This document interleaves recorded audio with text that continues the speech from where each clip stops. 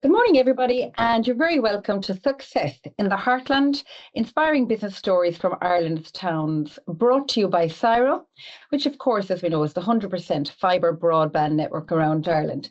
I'm Rita O'Connell from Guaranteed Irish, and I'm delighted to be here today in the fabulous historic town of Drogheda, and I'm joined by Martin McElligott, Town Centre Commercial Manager and CEO of Dundalk Business Improvement District, and indeed by the CEO of the Mill Enterprise Hub, which is exactly where we are in Drogheda, Ronan, Whitty. You're very welcome, gentlemen. Thanks for joining us this morning. Thanks for having us. We want to have a really good spotlight, I suppose, in our role in Guaranteed Irish. We're always looking at regional development and businesses and how towns are flourishing out there, particularly outside of Dublin, because we all know businesses booming in Dublin. There isn't enough accommodation and there isn't enough houses, and we want to put a spotlight on what's happening in rural Ireland. And of course, Cyro in its role is actually making rural Ireland a real opportunity for people and a real contender. And we all saw that during COVID, where people started to move back to where they're from.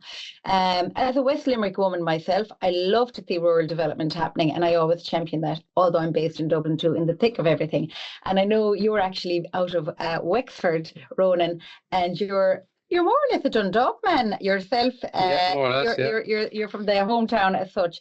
I'm really keen to see this morning. We'll start off and look at businesses and how they're developing here and how they're growing and thriving. But I'd love to get a background, if I can, start with you, Ronan, because we are here in the beautiful Mill Centre. In terms of the Enterprise Centre, at least, in terms of what's going on in Drogheda and what's the sentiment out there in the business world. Yeah, thank you, Breed. Look, there's a lot going on, I suppose. First and foremost, with Martin here today from Bids, we've got Bids here in Drogheda as well. There's a lot of Drogheda activity going on there to try and, the vouchers going out there for Christmas, and then, encouraging spend with the local retailers there and getting business activity going.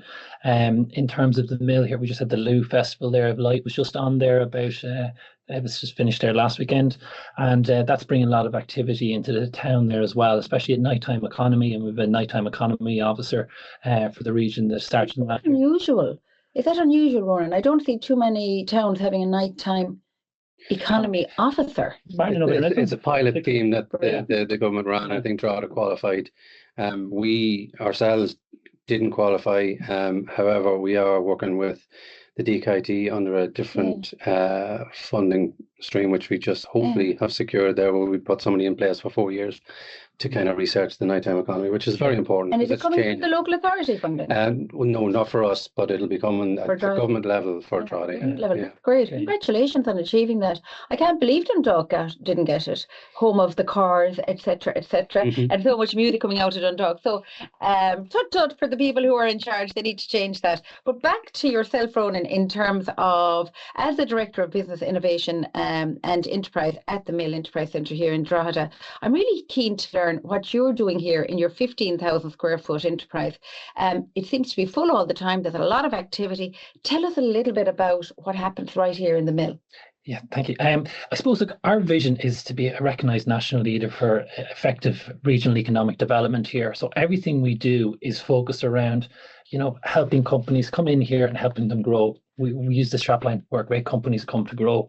So we're looking to engage with tech companies, pharma, medical type companies, sustainability, intellectual property type businesses here, taking them on board and helping them grow and scale. And that's really where all our focus is in terms of creating a nice environment where their employees, want to come into every day, setting that community atmosphere, setting the ambition with those companies, and providing the platform, be it the facilities, our talks, supports. You go around, there's wall supports here about helping them, vinyls on how to support and grow their businesses there.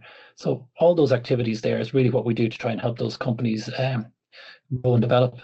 And how are the businesses developing once they get in here? There's a finite time that they're generally here, and I assume you start with the hot desking and they work their way up. Tell us a little bit about how that works. Yeah, it depends. It's different for every business, because sometimes you come in as a sole trader and you grow from there, and sometimes you are 2 or 3 people and you grow from there. And it's really the length of time that we're working with the business is often set by where's their ambition. We don't set their ambition for that comes from them, and they might have an ambition, say, look, we want to get to 5 people, or they might have an ambition to get to 50 people. Our role is to help them get to where they want to get to, really. And that's really it. And I think we find that they're plateauing, then that's kind of a time where, look, we can't help you anymore at this point. And then after a couple of years, be it 3 or 4 years, we might say, look, time to create space for someone else and the next intake into that office and who we can help support and grow. What I liked about it on the tour you shared with some of us before we started this morning was the whole ambience of the sense of community and networking, where people are really learning from each other. Because very often when you're a determined entrepreneur, you think you know everything and you're very focused on your vision, but you can't know everything. And it's great to get that outside pair of eyes and a fresh take on things. How successful or how important is that to the DNA of this place? Hugely, because, one of the things you find when they come in here is that a lot of businesses find that their first customers when they're here. A lot of the other companies here will do events where we'll have barbecues and so on during the summer months, or Christmas parties and social events and everything here. So they get to know each other. One of the first things you come across when you come in here is the members board. So when you have those water cooler moments, I know who I'm chatting to. So providing that support and helping them grow is really key. It's great. And you're a great driver of it yourself. You have great ambition and energy, and clearly your experience in your past life is coming forward to help those businesses grow. So well done. I want to come back and talk about Drogheda in a moment. But right now, I just want to talk to you, Martin, in relation to, I suppose, the commercial manager and CEO of Dundalk Business Improvement District. Not every town has a bids manager. How did that work for Dundalk? And tell us and explain it to the listeners, maybe. Well, I suppose you're right, not every town does, but Dublin City was the first. That's right. So generally they're done in cities in the UK, but then they expanded into towns. There's about 300 in Ireland. There's only about 5 or 6 here. 300 in the UK, only about 5 or 6 here. Yeah. Dublin was the first, Dundalk was the first regional town in Ireland. Great. And in 2009, we sort of made history when the business community, I think it was the Chamber and the local authority, sort of decided to put a business case together and some of the local politicians to enact this legislation that was sort of taken into Ireland in 2006. But we came a year after Dublin Town, which a lot of people would be familiar with, which is, we would look up to Dublin Town over the years and some of the amazing things they've done. But I suppose the role itself back in 2009 has changed dramatically from then to possibly now, as things do, because we were set up for a specific reason. Dundalk was quite a challenged area, being a border town back in 2009. Plus, we had a lot of out-of-town development happening with shopping centres, with all these things.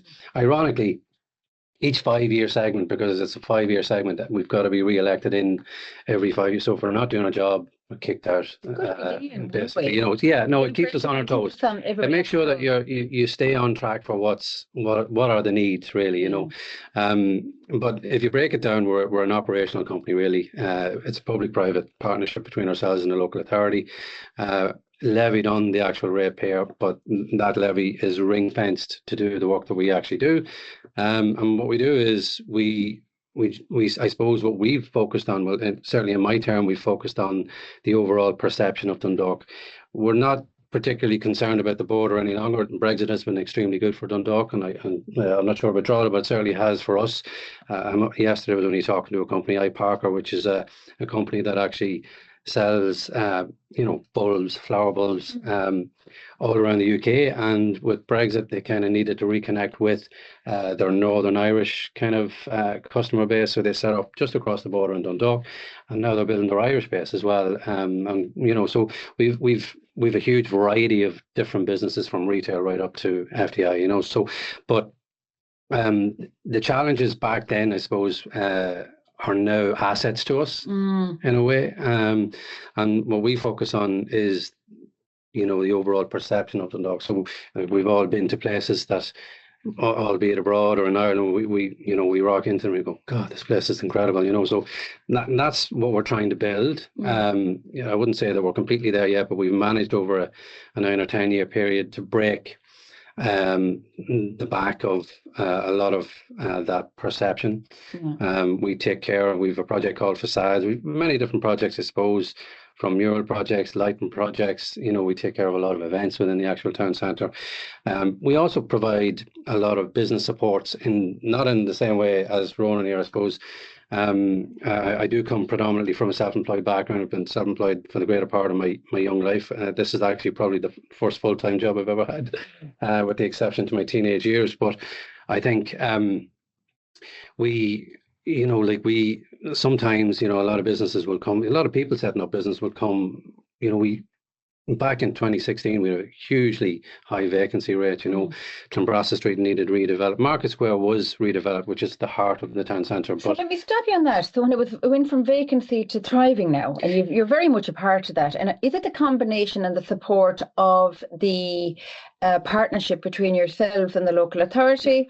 Or what was it? Was there a point of the economy as well? The local authority are the gatekeepers. They're the guys that administer everything.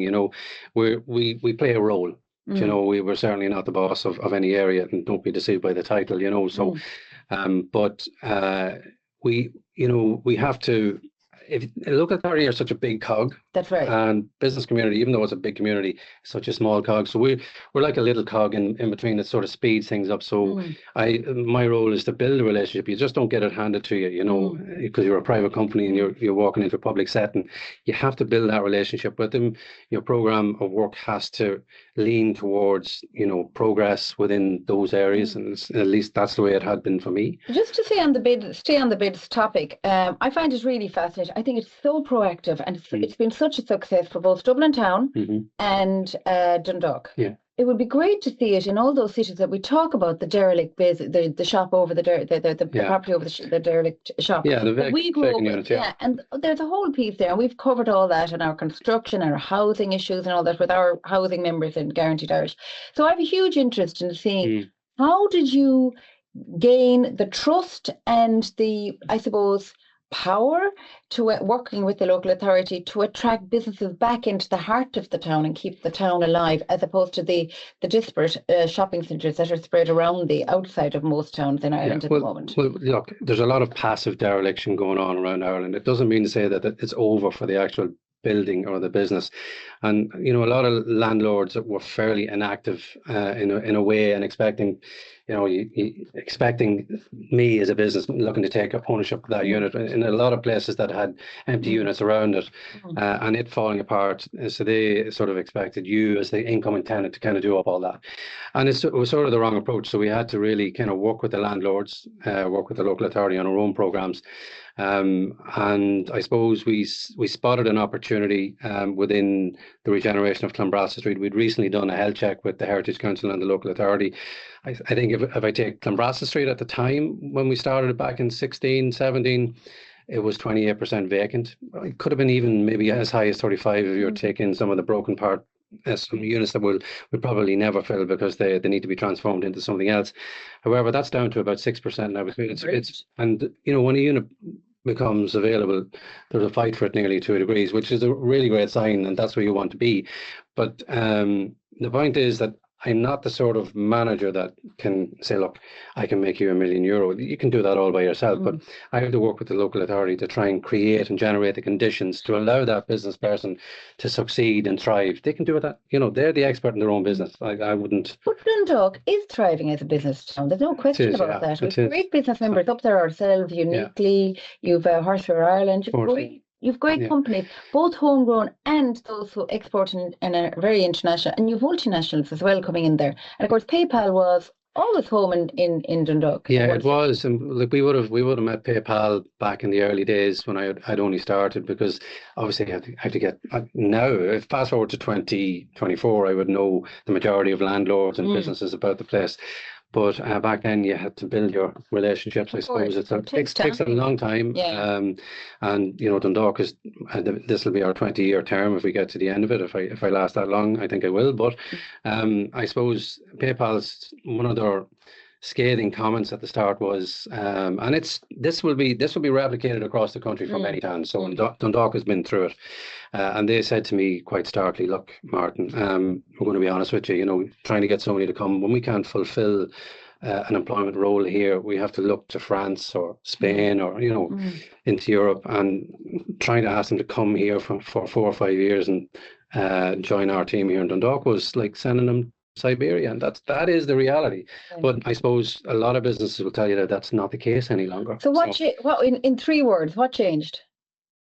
We cleaned up our act, basically, and like I said at the start, if the heart of the town dies, the town is dead. So you can't let that happen. You know, a lot of these people working here are living here. So you've got to create an environment that is generates a good quality of life. And the business community have a stake in that with the local authority, and should have a stake, you know. And access rates, all that, quite favourable now, aren't they, for people commuting in and out? Look, Dundalk and Drogheda are two of the most well-placed regional towns, you know, with the ability to grow along the M1 corridor outside Dublin and Belfast. And they are doing that. I suppose Drogheda has a bit, you mentioned that yourself. Well, I want to come to Ronan now on that exact topic, but I've always been fascinated with Dundalk. It was always had a leg in both jurisdictions, if you like, and I think Ireland more or less would all say that and agree with that. But and it has what had I suppose been tough on them in the past, as you say, is now a benefit, because these are all have a leg in both. These are all assets to our offering, provided you get the town centre right. You don't need to worry about all those other guys. They will add value as you are adding value, you know. So, and that, well, certainly that's the way we see it, Breed, you know. So no, great job, and I really like the vibrancy that's coming out of it. Ronan, on to you. It always strikes me the M1 is the road to the airport where everything happens, whether we like it or not, whether it's full or not, and everything. Always hectic at Dublin, and you have Dundalk, and you have Belfast, Dundalk, you have Drogheda, and Drogheda's the last big, I suppose, rural town coming into the airport in Dublin. A huge opportunity for people to be based in Drogheda, that are actually dealing with, you know, who need to travel, who have their maybe another smaller base in Dublin. Is Drogheda feeling the benefit of that now, do you think, as well as the Mill Enterprise Centre? Yeah, look, it's, you know, Louth is blessed with the two largest towns in Ireland. Drogheda is the fastest growing town in Ireland. There's an awful lot happening. There's approximately 5,000 to 6,000 houses being built within a mile or two of the mill here. So a huge level of unprecedented level of development there. So there's so much going on here in terms of the benefits of it. Yes, I think we are seeing some of the benefits of that, but I think it's also incumbent on us then to see, you know, what's the employment strategy for clusters and so on within the region, that, you know, we don't just become a satellite town. That's right. And you know, quickly, but what supports and infrastructure are we putting in there, you know, that is all joined up? And are there adequate supports in terms of infrastructure there for Drogheda at the moment?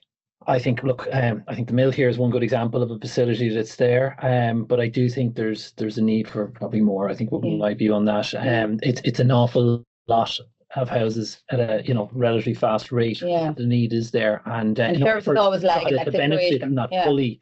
But I do think it's an interesting juncture in time with, you know, post-COVID remote working, you know, people with their coffee, their snacks and stuff like that, gone are the days. Like, there was surveys done there in the past where there was 15,000 people a day going from Drogheda to Dublin, and that was a real brain drain out of the town. A lot of those people now with their good jobs actually are in Drogheda 2-3 days a week, and they're spending money in the local economy and buying the coffees and so on.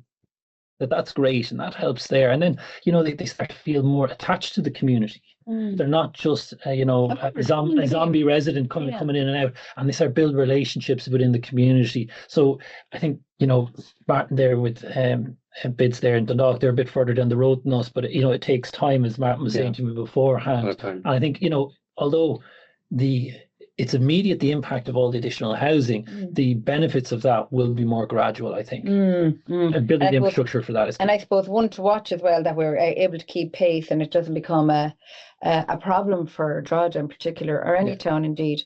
The types of businesses that you're attracting in here, Ronan, let's talk about that. What space are they in generally?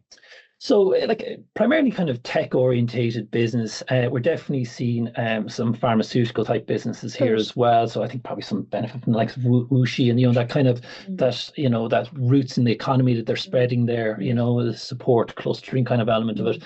In addition to that, then a little bit of aviation, and that's an area we're looking to grow, and then sustainability as well. A couple of sustainability, and I know you'll have Donal here, who's based in the mill from Enso Impact. We'll be chatting later as well. Yeah, those types of businesses we're seeing. And do you find that the likes of these enterprise hubs that you have here, and I have to say, for anybody who hasn't been here, make sure you come and visit it. It is a beautiful destination. It's a lovely environment in which to work. Yeah, really compliments to you and your team on that. But to go back to the question, do you find find the people who are coming to work here, are they a creative type of a worker or employee or company, or is it business as usual as we experience? I think it's a little bit different. I think the type of person, even just touching on the hot deskers that come here setting up, I think I'm always struck with there's two types of people that come in here. It's the person who's working at home and it's not working for them. They'd be a bit lonely. And I think I'd put myself into that category if I was working at home. And then there's the other category who said, I will be divorced if I don't come in here between myself and the partner and the kids. I just can't. I need the space. I need the space. Yeah. But you usually fall into one of those two categories there, and that's what is a big appeal to a lot of people. But I'd imagine the mill is really well served by technology then in terms of your ability to connect, because obviously that's what we're all about now. So how well served is that? Give me some confidence in that space here. Oh, well, look, you don't need to look around the room we're in here now. You know, we've got Studio 92 here, which is a full media center here. So for your podcasting, your vlogging, we've got green screen equipment here. So that's really great because, you know, we speak of B2B and B2C, but I was at a conference recently and said it's all H to H, it's human to human, but using technology that brings you into that room. So we've got an L camera here, which is really great for the meetings. It makes it way more personal, and it's you know, everyone's engaged looking, you know, into those meetings. It's much better. We've got the pods here, which are great. Those framing pods. Them. Very cool. We've got 4 of those there, and they're fully soundproofed. In this world where everyone's on Zoom calls and all that, having a large meeting room is no use to one person. In terms of using space more effectively, they're great. All the ventilation around here, all the rooms, they've got HEPA purification air filtration system, so surgery quality air purification. So less important now, but 3 years ago, incredibly important for confidence. And they've got all digital technology in them that actually shows the percentage air quality in the room at any given time. It scans the room constantly when there's activity in the room. So things like that give a lot of confidence. And for those of us who are conscious of our environment out there on a sustainability journey, I noticed that you have your solar panels installed as well. So we got 96 of those. Actually, there were 96 of them. Yeah, actually done by. You selling electricity? We are actually, as well. It's a great fit for us because like we use almost 80% of our electricity during daylight hours. Of course. So usually people produce a lot of electricity, they're not at home. We actually use electricity when we're producing it. So that's great. And it was actually done by a company that came in here, a company called Zeta, who came into the mill just under 2 years ago. They came in as one person and they've grown to now 30 employees. Perfect. And so it's just one of the example of this. So that was in the mill. It was great little networking hub in itself there. Yeah, because they often find, as I mentioned earlier, I touched on it, that a lot of businesses find their first customers here, but I forgot to mention it. Those businesses also find solution providers here within the mill. Yeah, and so you know they've got challenge with their business. They crossbreed in terms of the business, and so sometimes they're a customer and sometimes they're a solution provider. Yeah. And can I ask you then, in terms of the BIDS project, would you be an enabler? Are you a connector between businesses as well? Well, yeah, no, absolutely. I suppose over the last 2 years, maybe 3 years, I was involved in negotiating 11 leases. Okay, great. I would have, in that sense of the word, breed, you know, really. So we also would have a good connection with a lot of the letting agents. We've a letting agent on our board as well. The Dun Stores unit, which is, you know, the dreaded Dun Stores all over Ireland, which sort of abandoned town centres and moved for higher ground. It's been a legacy they've left behind. Yeah.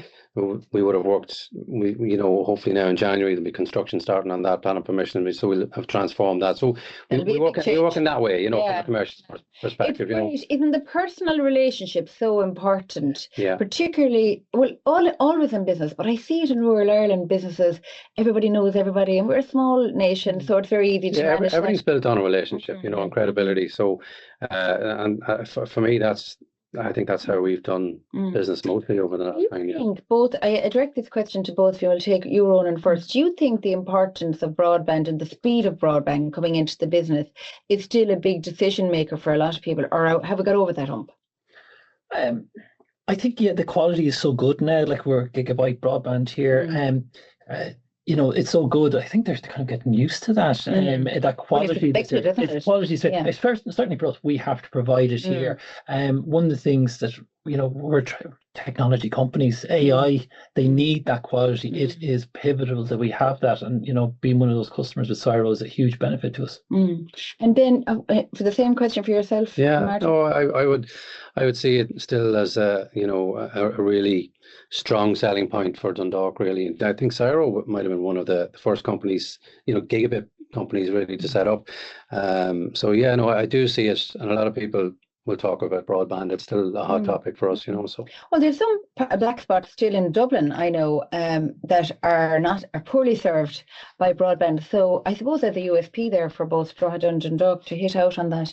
In terms of, I'm going to leave on a positive note, gentlemen, a success story that's come out of the mill and the success story that's come out of Dundalk through the bids activation. Maybe we'll start with you in terms of a business. Oh, there's so many of them. We launched our 10-year economic impact report there in May, and it showed, the economic impact of the businesses here over a 10-year period was 228 million. Last year alone, it was 45 million we generated in economic contribution. We're supporting 318 jobs here within the mill and the surrounding region.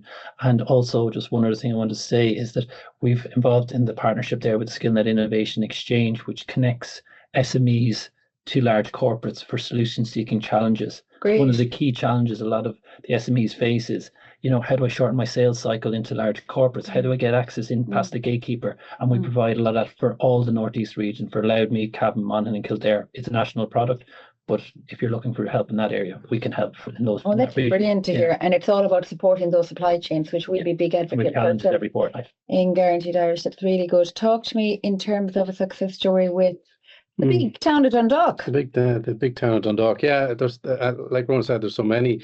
I suppose I can only pick off the most recent one, which we spoke about there, which is Dunstores. But I suppose Park. With every redevelopment of one side of the town, the other side started off good, and this one was bad. When you do this one up, this becomes the bad one. So, and a lot of people talking about nighttime economy. Park Street is one of those broken sort of places now at the moment, mixed between the two, and that unit. I suppose ourselves, Louth County Council and the letting agents, worked very hard for about 18 months to try and get the right fit for the actual building. These sort of things are very important, not just for the town centre, but the psyche of the people who live in the town centre. So for me at the moment, it's still developing, I suppose. Look, we've loads of others who are, we're very proud of being able to negotiate people into certain units and get them to take a chance in business, and they're thriving. So that's very important. Gentlemen, you're two advocates for Louth. Small county packs a big punch, two biggest towns in the regional towns in the country. You've done a great job and continued success. To Martin McElligott, Town Centre Commercial Manager and CEO with Dundalk Business Improvement District, and Ronan Whitty, CEO of the Mill Enterprise Hub here in Drogheda. Thanks so much for joining us, and thanks Cyro for supporting this insight into regional development and regional progress and continued success. Thank you. And you're very welcome to Success in the Heartland, inspiring business stories from Ireland's towns, brought to you by Cyro, which is the 100% fibre broadband network that we're delighted to be using here today as well. I'm Breed O'Connell from Guaranteed Irish, and I'm delighted to be joined here in the Mill Enterprise Centre in Drogheda by Donal Quinn, CEO and founder of Enso, SME Sustainability Consultancy. Donal is the founder of Enso with a background in marketing and managing sustainability initiatives. Seeing a gap between business operations and sustainability best practices, he created the Enso, ENSO platform to help businesses connect with customers, grow revenues and contribute positively to the environment and society. You're based here and you're very welcome. Delighted to have you here this morning, Donal. I'm also joined by Emma Harte, CEO of Customer Perceptions. Emma is the CEO of the company, a leading provider of market research solutions with over 27 years of experience. Her company now offers bespoke research to help businesses improve customer experiences, monitor standards, increase retention, the most important job, and drive sales growth. Operating in Ireland and the UK and indeed internationally, Customer Perceptions works with businesses across all industries and sizes to deliver actionable consumer insights. You're very welcome, Emma. Thank you. I'm delighted to have you both join us today as we look at different businesses and how they're operating, outside of Dublin. We're looking at regional and rural Ireland, which we're all fans of, and most importantly, looking at what's happening in the small county of Louth, but a lot going on between Drogheda and Dundalk. So very delighted to have you join us. Talk to us about your business, maybe in sustainability, if we can talk about that first. Yeah, absolutely. So Enso, our whole mission is to simplify sustainability for businesses and then make it one of their key competitive advantages. And like you said in the intro, we've done that through building an easy-to-use online platform. And this really has businesses streamline the strategy creation process and then take meaningful action and then communicate all of their activities. So what we're seeing is they have to be able to use all of their data for data request, marketing and reporting. And the big issue that I think we have with sustainability with SMEs is that there's so much going on, they need to be able to prioritize it and find a way that it's actually going to affect their marketing and their sales. And that's the only way if we reframe it. And that's our mission, to help businesses look at sustainability in a different way. So that's actually something that they're going to value and as part of their sales, marketing and communications. Well, I'm really interested in this area actually, because Guaranteed Irish launched their sustainability roadmap last week, and you'll be aware of that. Yeah. And we've 2,300 businesses and they're all on the same journey. And a lot of those are look at sustainability with the whole mindset of cost. And we're trying to flip it around, as you are, to say, here's an opportunity. Completely. We look at that. And the whole CSRD reporting piece. So I assume your technology must be really answering a problem for a lot of the SMEs. It is, and with the CSRD especially, that's now affecting like companies of 500 plus employees who are listed across Europe. A lot of SMEs might think that's not going to affect us really, but it is. This year is the first year of data collection.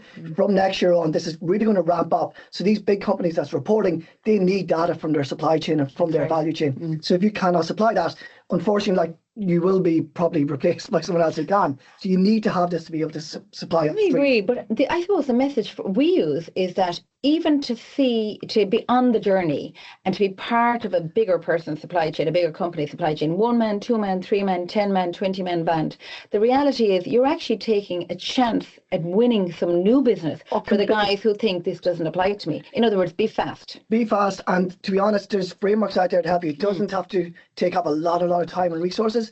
Like at the minute, you can have a sustainability roadmap in place, which outlines your goals, what your current commitments are, and that's actually sufficient for right now. And then you can build on that as you grow and scale. And we're talking to the converted here. We're really in agreement here. We're in harmony here. Emma, I want to talk to you. Market research. For me, as a marketeer myself, I really see the value in research, and research leads to all sales really effectively, because if we don't know what the customer wants, what we think they want is not necessarily what they actually want. So tell us a little bit about your business and how you got to where you are, and then what's going on out there in the marketplace at the moment, because there's a lot of volatility. Yeah, there is for sure. So customer perceptions, our mission statement is dedicated to improving the business performance of our clients. And how we do that and how we started was just by simply listening to customers. I think one of the biggest challenges in such a world of fast-paced technology, instant everything now, one of the things that's been lost is actually just listening to our customers, actually talking to our customers, keeping your finger on the pulse, not relying on or being held, to ransom by Google reviews, or, actually talk to your customers, whether it's your online customers, whether it's your customer coming into the store, find out where the opportunities are or what are the reason why they're shopping elsewhere and so on. And that's really where we've built our business on. Whatever methodology we use, obviously the big one would be mystery shopping. We do focus groups, surveys, be it telephone, face-to-face, in-store. We do a lot of auditing now as well, where we're measuring companies' expectations of what customer service should be, and then we measure what the reality is. So you're measuring a company or a business's expectation of what their customer journey should be, but is that really what's happening? So I'm really interested in that. So when you do that kind of work, then are you giving the feedback to your client, the owner of the business? I'd imagine some of the times they're a bit disappointed with what they read, or are they? And then the other piece is, if they're, are you able to service how to upskill them to get to where they need to be? Exactly. And that's the crux of it. Of course, you're going to be disappointed if you get feedback that you weren't expecting. but in fairness, they're the ones that are ahead because they're actually aware of where the gap is, and they know how to close the gap.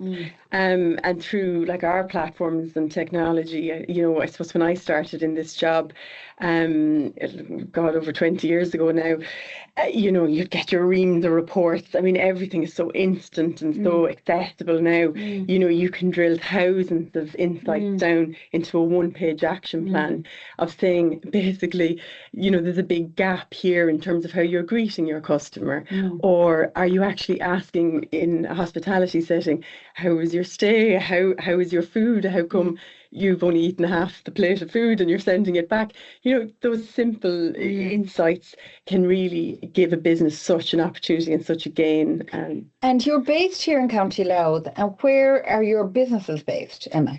So we're based in Dundalk. So we have 18 people on the team. Brilliant. But I suppose the crux of how we work is we have about 14,000 field researchers or mystery shoppers between the south, the north, and the UK.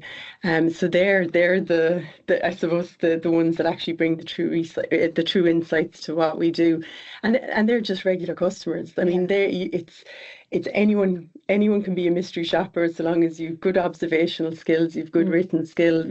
But I mean, our mystery shoppers are all teachers, barristers, mums at home. It's really a cross dimension of society. And are you looking for people in that space? Because I'd imagine that's a real attractive piece for people who want a sideline, a bit of a side hustle. Something that can be managed quite well with family and other demands. I think it's one of the things our clients particularly like about what we do is that it's not a crew that are there for forever. The key advantage that we bring is that it's a churn. It's always new opinions. Diversity. It's always diversity. We do, like, at the moment, a big area in retail is age restriction on, you know, alcohol, cigarette sales. So even the younger population, you know, there's a place for them in what we do as well. Okay, interesting. You might have a load of people applying. Come back to you then in terms, Donal, in relation to the sustainability journey and businesses in County Louth in general. Is there an awareness now, do you feel, in the SME sector that this is something that there is an opportunity in, I need to get on board, or is there still a resistance, and what are you doing to shift that thinking? Yeah, no, I think it is changing, but resistance is probably a strong word, but like you said at the beginning, I think people see this as a drain on resources, time and money. We are seeing with some of our customers these data requests coming down, and it really is sharpening people's minds that this is something they need to address right now. One of the things that we're seeing is that businesses are appointing what are called like sustainability champions or a green team. So with most SMEs, they don't have the resources or the need to appoint a full-time sustainability manager or director. So it's generally someone who's either a sales manager or marketing manager or ops or a mixture of all of that, who's got now the role of doing sustainability as well. And what we're doing to help that is really giving them an online platform to work together, helping them really create that strategy and manage everything from one place. At the minute, I think we've got issues around like just where things are being saved, what sort of data is being saved in line with different commitments. So yeah, how we're addressing is really giving them the platform, just make it a lot easier. And we talk the language in terms of, we know that you're, you know, time poor and you've got a lot of other things going on, and you know, we'll help simplify this whole process. I really like that. So the platform is effectively a dashboard, so they create a baseline and from there work to progress and improve. Exactly, and we'd offer then the sort of lightweight consultancy with that. We're not a consultancy that's going to come into your business and, you know, review your light bulbs and there's plenty of other people out there. And just to mention as well, Enterprise Ireland and the local enterprise office have lots of grants and supports there to help businesses on this journey. EI especially put in lots of money, you know, and to create programs to help businesses on this journey to work with specific consultants to address their specific needs. And of course, all those resources are available on the National Enterprise Hub, which you can find. It's the first time the government have put all the resources that are available together on one platform, which is great. So just to keep on your own business, so you're you're a client here in the mill. Yes, Enterprise. How are you finding working in the mill? And was it what made you come here versus another enterprise location? Yeah, look, all great so far. With me, I originally was working from home during COVID, like most people, and that's where the whole journey started.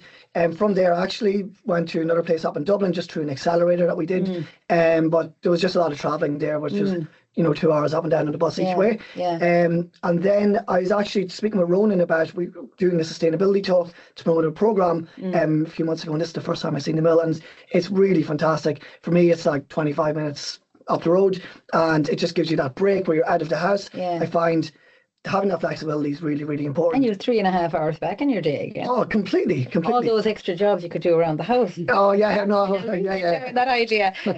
So well done, and loads of opportunities. So for SME sector who are looking for a platform for reporting, I would imagine, is probably the big sweet spot, because CSRD is on our doorsteps. Yeah, and look, it's not only that, it's if you do this job once and do it right, you can actually use it for marketing, direct communications on your website to your customers for B2C. Brilliant. Then you can use it for like there's green public procurement now as well. So the EU have a green public procurement strategy that's been adopted by Ireland. So if you're a business that's looking at, even in the UK, they've got something similar. So if your business is around tendering or, going for these public procurement contracts, you need now to have ESG or sustainability. They're making up a part of their marks.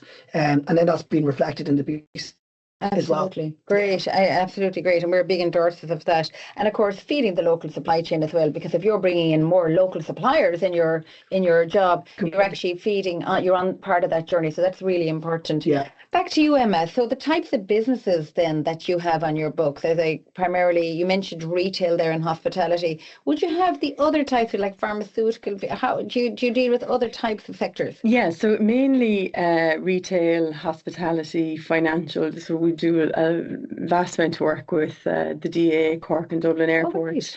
National Roads Authority, we do a lot of survey work for those as well. But then Aldi, Lidl, but also we partner for the last probably 6 or 7 years now with the Restaurant Association. Super. So we'd assist in their awards programme across the country every year. Similarly with Retail Excellence and their retail network, we run their awards programme as well. Chambers around the country. And so really the research that we do can be applied to the one-man show or the one-woman show, right up to the multi-outlets. Yeah. Okay, so I have to ask you, considering the morning that's in it, will any of your businesses be impacted by what's happening across in the USA? It's hard to say. To be honest, I haven't really, this morning I didn't really want to look at too much from a sustainability point of view. Yeah. It's not great news, I don't think, globally. But let's see what happens. It's very hard to comment. And a lot of our customers are like smaller businesses that mightn't be exporting directly. But I think inevitably it will in some regard. However, I think from over the last 20 years, between the recession, COVID, Brexit, you can spend far too much time being concerned and consumed and worried about these external factors. Yeah. When, put your head down. Get on, keep your own house in order. That's it. And like really, what as an SME, what else can you do? You control what you can control. Okay, well said, Emma. And in terms then of the local domestic business for you, do you think there's enough done for the SMEs in Ireland by our government and by local authorities we mentioned earlier, and even by the local enterprise office? And I know you're a big fan clearly of Enterprise Ireland and local enterprise office. Do you feel there's enough for the smaller SME here in County Louth?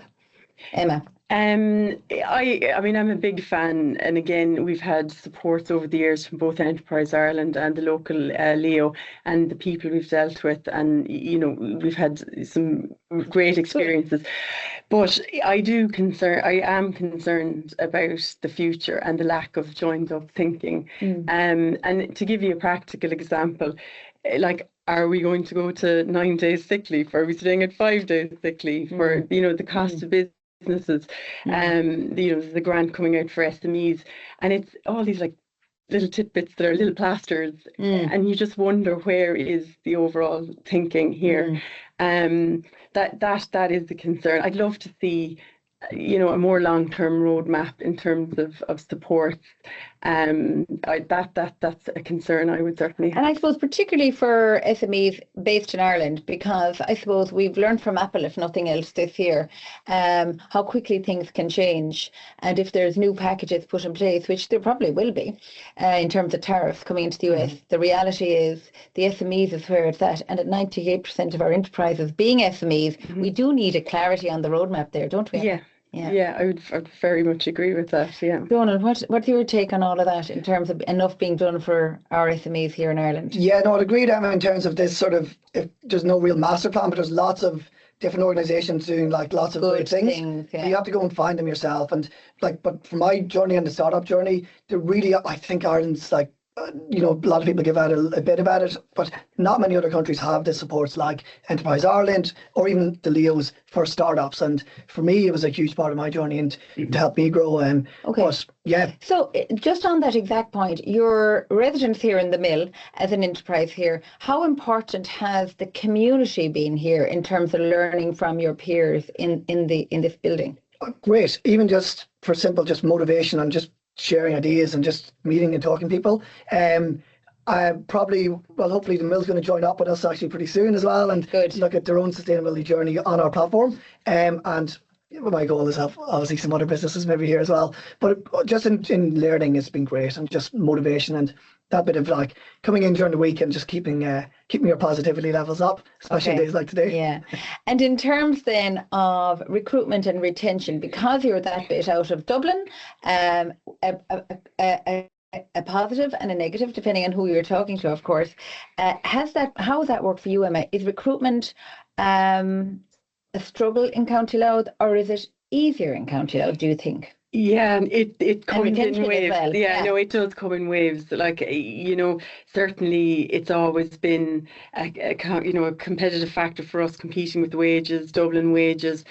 Then the whole working from home, it kind of eased off, and that we were able to have a wider access of people. But however, the wage expectation was still there for, say, the larger wages. So it does come in waves. Thankfully, like in the last year, we've got really good people from Dundalk. We've the DKIT, very highly skilled people coming out of the college there. Enterprise Ireland, we've benefited from their grad start programs. Again, I think younger people graduating from college like that association as well. So it comes in waves. We're on a good one at the minute. Oh, well, and long may it last. Emma, just in relation to that, and you've both mentioned it, and it's been mentioned earlier today a couple of times, DKIT, how important is it that there's an educational institution in the town to drive, I suppose, fresh thinking, innovation, and entrepreneurialism at large?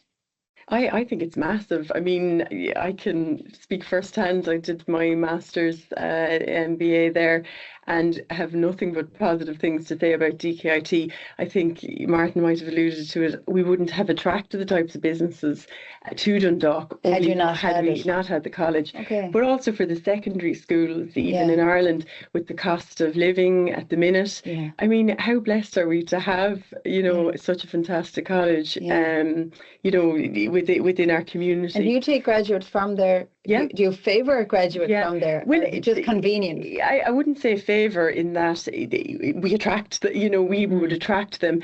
There's a lot of people who have done the commute to Dublin, are looking at their lifestyle choices and so on, and are returning back to Dundalk. Okay, well that's great. And is that strictly since COVID, have you found, or is it just a life cycle? It's certainly accelerated. Right. It's always been there. I myself worked in Dublin and chose to come back to Dundalk. But it certainly accelerated, I think, since COVID. Can I come to you again, Donal, in terms of the sustainability platform? I think it's really interesting from the point of view of it's accessible. You can be anywhere in the world with this platform. Exactly. Yeah. Have you had success in bringing it to international companies? That's our next stage. So we've got some actually larger businesses based in Dundalk, and one in particular, Overhaul, who are international, based out of Austin. So they're like finding a great use in the Irish campus, and what we want to do then is expand globally. The Irish market there's lots of need there. There's lots of demand. But ideally, we'd love to grow, and that is for next year, especially in line with the CSRD. That's the plans. Well, it seems like a no-brainer, so wish you every success in it. Thank you so much for joining us today. That is it from us here in the Mill today. A big thank you to Donal from Enso and Emma on customer perceptions, pardon me, Emma. A great two businesses based in County Louth, and opportunities I see are knocking on the door for both businesses, and continued success with your growth path. Thanks, Rich. Thanks, Brady.